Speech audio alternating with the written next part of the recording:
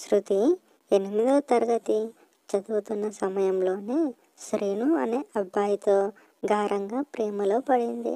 అలా వాళ్ళ ప్రేమ 8వ తరగతిలో నుంచి స్టార్ట్ అయ్యి 10వ తరగతి వరకు ఎలాంటి లోటు లేకుండా సాగింది.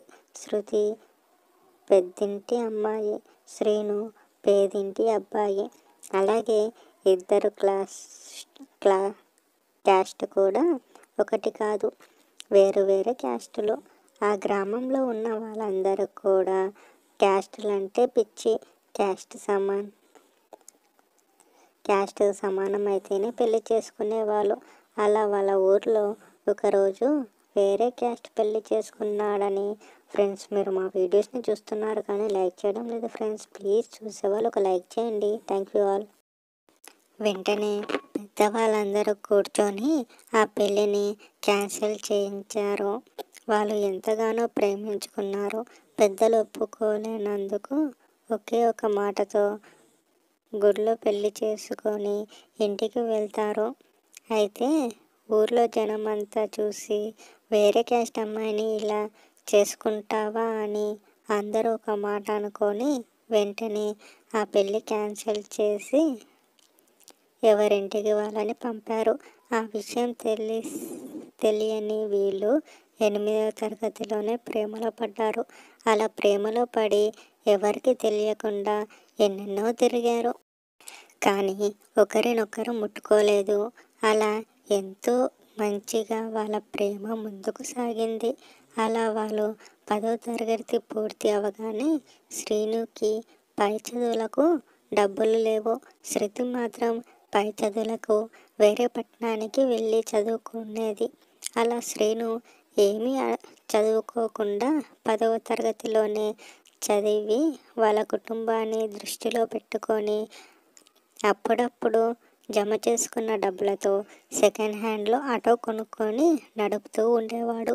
అలా శృతి ప్రతిరోజు వాళ్ళ నాని వేరే పట్టణానికి తీసుకువెళ్ళి చాలా కష్టంగా ఉండేది. అలా శ్రీను ఆటో నడుపుతున్నాడు అని తెలుసుకున్న శృతి తండ్రి, బాబు నువ్వు ఎందుకు చదువుకోవడం లేదని అడిగాడు. శ్రీను తన పరిస్థితిని వివరించడంతో, మా అమ్మాయిని ప్రతిరోజు జాగ్రత్తగా ఉదయం కాలేజీ దగ్గర దింపి మళ్ళీ సాయంత్రం తీసుకొస్తావా? అందుకు నీకు డబ్బులు ఇస్తానులే.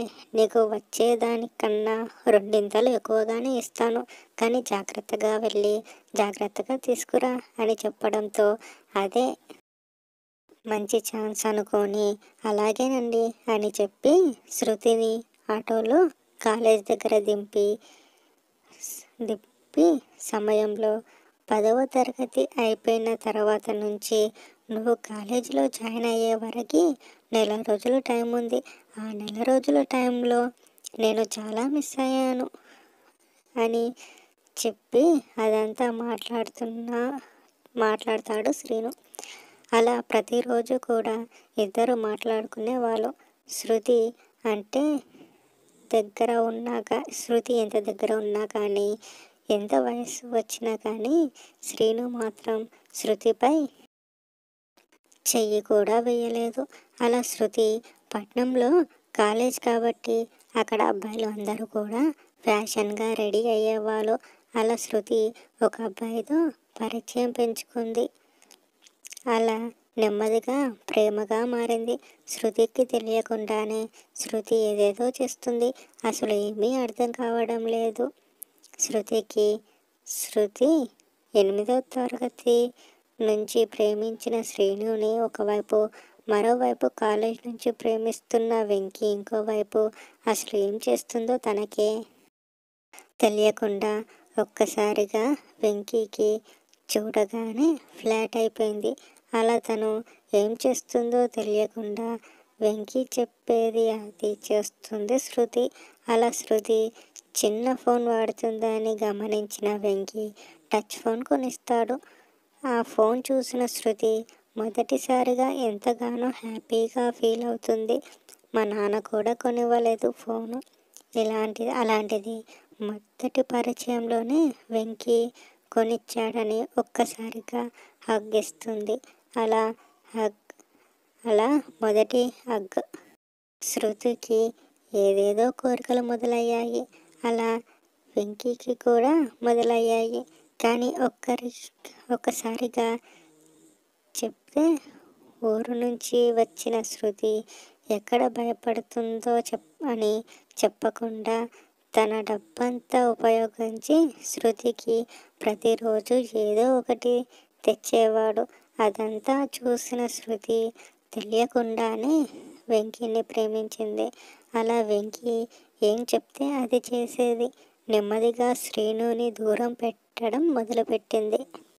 శ్రీను శృతికి ఎన్నిసార్లు ఫోన్ చేసినా కానీ శృతి ఫోన్ తీయదు. ఒక్కసారిగా శ్రీను ఏమైందో అని శృతికి అని వెంటనే వాళ్ళ ఇంటికి వెళ్తాడు. అలా ఒకసారిగా శృతి శ్రీనుని చూసి భయపడి కిందకు వచ్చి, ఎందుకురా ఇలా వచ్చావు?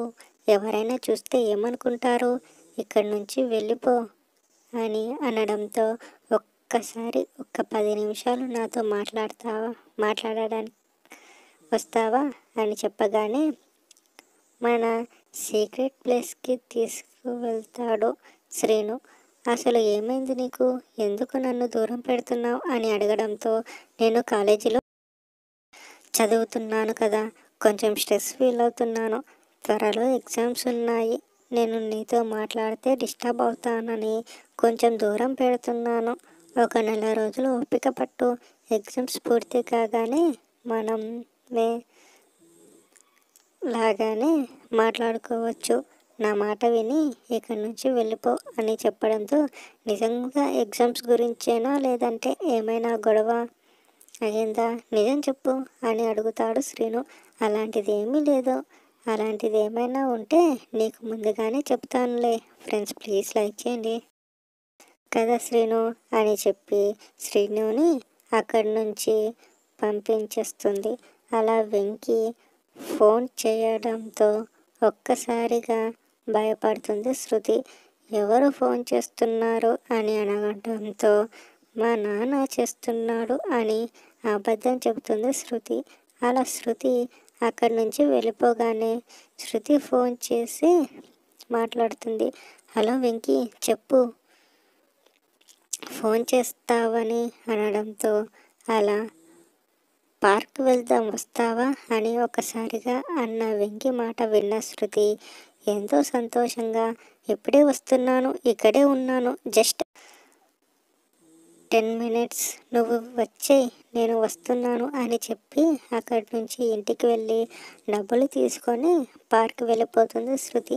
ఇదంతా గమనిస్తున్న శ్రీను స్నేహితులు శ్రీనుకి, మీ శృతి ఇలా చేస్తుందిరా, ఎవరితోనూ తిరుగుతుంది అని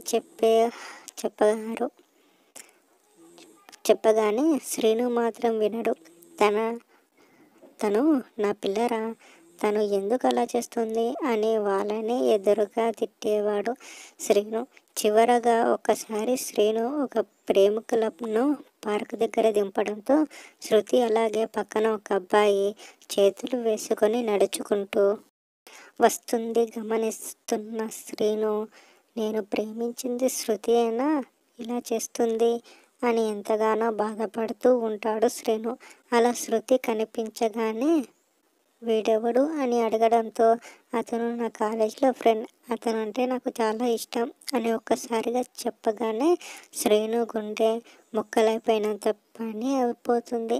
అలా శ్రీను ఎప్పుడూ బాధపడకుండా తన పని తను చేసుకుంటూ పోయాడు. ఫ్రెండ్స్, మీరు చూస్తున్నారు కానీ లైక్ చేయడమే లేదు ఫ్రెండ్స్. చూసేవారి నుంచి నేను ఆశించేది ఒక లైక్ మాత్రమే ఫ్రెండ్స్.